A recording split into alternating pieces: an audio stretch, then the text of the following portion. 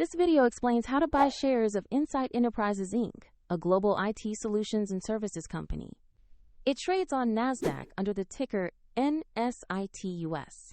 This is an educational guide and not financial advice. To trade, you need a broker. We'll use eToro as an example to show the process. After signing up, you must verify your account with an identity document and add funds before you can place orders. Use the platform search bar and enter the ticker NSITUS to find Insight Enterprises. Confirm you have selected the listed stock to open its asset profile. On the asset page, you will see basic company information and a price chart showing recent movements.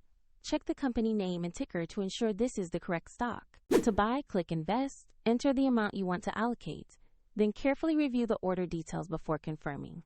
If the market is closed, your order may be queued until it reopens, and if you lack sufficient funds, the platform will prompt you to add money before final confirmation.